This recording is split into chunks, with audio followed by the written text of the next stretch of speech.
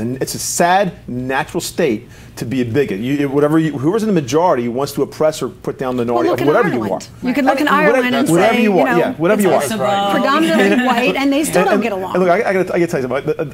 I'm not black, but I have a little unique experience that a lot of people here may not share. And get that camera real close, Just bring him real close. You ready for this? Ready for it? Hi, officer. I love this. This is Georgia night. It's beautiful, isn't it? Like, you look like this. You find out what it's like to be black real quick. The difference is, I can cut my hair tomorrow. Oh, no, the bigotry you get, you wouldn't believe it. But you can cut your hair off tomorrow. You're black. And you can't, like, change. Well, Michael Jackson can, but everybody else can't. Are you saying that you can be discriminated against because people think that you're a Southern redneck? Or whatever you are. Well, that happens a lot. Bigotry is all over the place. No, you're absolutely right. And the media promotes this. We heard accounts coming out of this situation with Gates up in Cambridge, Massachusetts, as the woman saw 2 African-American males. We find out from the caller, the data presented itself that it wasn't no African-American male. Right. But one of the things that we also have to take into account is that it's not the way that people oftentimes want it to be. And so people want to get beyond race. They want to get beyond racism. They don't want to talk about, you know, racism existing. They don't want to talk about the hard facts that exist when we're talking about, once again, 23 states have racial profiling legislation. We have enough statistical data on the New Jersey State Turnpike and various other turnpikes that proves that African Americans are not just saying that they got stopped randomly by a police officer. They're getting stopped because this is something that is a policy. When we're talking about racism, we're talking about institutional racism. In that sense, if we're looking at the terminology of it, African Americans cannot be racist because they have no power.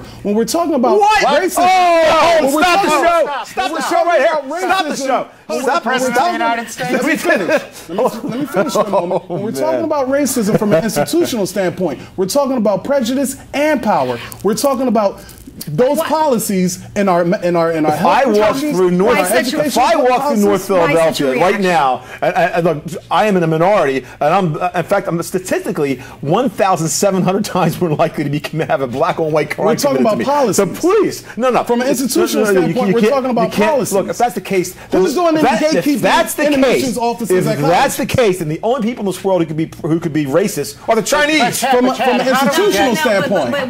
But let's take this a little deeper, because like you said, there's racism or some form of bigotry all over the world. But race in this country and class are inextricably tied. And so the reason why there's such a deeper divide here with race is because there's a strong class component. And if you look at any struggle all over the world, whether it be Israel and Palestine, whether it be Kosovo, it all comes down to resources. And so in this country, since African Americans were slaves, you can't ignore the fact that we have, if we want to really get deep, we live in a capitalist society, so somebody has to be on the bottom. There's no way, unless we be egalitarian. We have a black Democratic Party president. Someone has to be on the. We have a black president. For 200 days but plus. We have a black president. This is a brand new thing. Got to the top of the heap. And you're telling But this is a brand new thing. This is historical. But this is you're groundbreaking. trying to make the case that it can't be done. No, Tim, at no point did I say it couldn't be done. And Tim, I agree with you. Tim, I agree with you wholeheartedly. African Americans are certainly bigots. African Americans display with prejudice. African Americans discriminate. But when we're looking at racism from an institutional standpoint, we're talking about those institutions that have policies. African Americans are not in positions of power. Let me make an example. Do you want to go back to several policies? What about the University of Virginia, where I attended school? Where I attended college. Let me explain institutional racism. University of Virginia, there's a system called legacy that discriminates against both me and you as women. Against anybody whose parents didn't go there. But black people weren't, and women weren't allowed to go. So we are already but we were disproportionately affected because we weren't allowed to go at all. How many white kids didn't get into the University of Virginia because their parents didn't go there? Lots. But it doesn't. You're not looking at it in a more thoughtful way. Because let me make the point. It's a disparate. But let me make the point. Lynn and I weren't allowed to go at all. Like that, we weren't allowed to go at all. Not riding the buses in Birmingham. That's a policy. That was a policy, gentlemen. That was a policy. You had to put your money in and go to the back. But can we get rid of?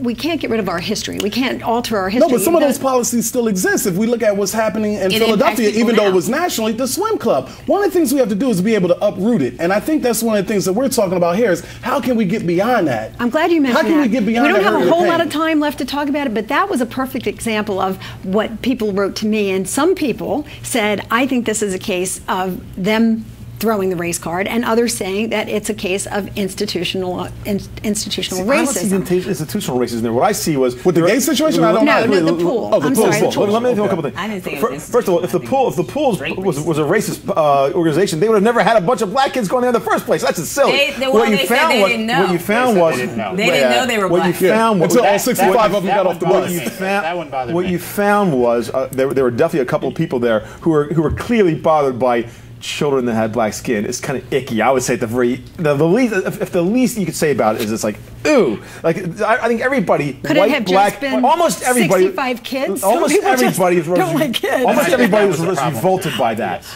exactly. The very few people were not revolted by that, which is kind of the point. Most people really are disgusted by racism. And the key, and that's a good thing. If you're, of course, if you're black in America today and you want to make this discussion real, the first thing you should do is take the race card, hold it up, take a torch to it, and burn it. Wait. Let me say. But everyone's acting like black people are the only people that use the race card. No, the Republican Party is notorious for using the race card. Oh, really? Oh, my goodness. Let's see. Oh, my goodness. Let's see when. Rush Limbaugh sat there and said, Barack Obama, president of the... No, I didn't say he was a racist. I believe most Republicans are not racist. Give me the Republican race card. Republicans are willing to use the race card Give me the Republican race card. in order to win the 2010 election. Give me an example. We're not going to have time for her to give you the examples. We're almost out of time, so I want to give you. I'll bring you back and do another show on it. But I want to know what we do. How do we take what has happened this summer, regardless of what you think about it, whether you think the race card got tossed around too often, or whether it was true examples of racism. What do we do now? How do we move forward? From a proactive standpoint and not a reactive standpoint, I think we sometimes need to lend pause. We need to analyze situations, and then we need to come out with forthcoming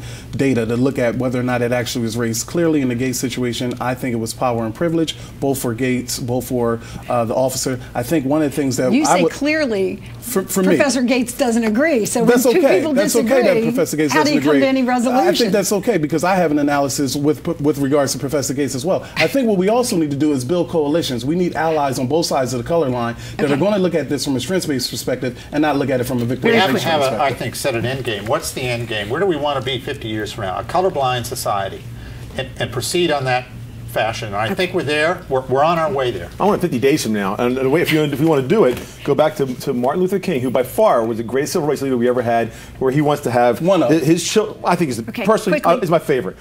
He wants his children judged by the color of the skin, not by the content of the character. That's the other way around. The content of their character, not the color of their skin. Not be judged by the color of skin, not the character. I think that we need to just start really having open dialogues, and they have to continue. It can't be just around something, some incident. It has to be an ongoing, honest, candid dialogue. And that is what we have had here. Thanks to the four of you. Thank you so much for being with us. If you want to tell me what you think, email me here at the show. We'll see you the next time. I'm Lynn Doyle. Have a good one. I got to get this tattoo.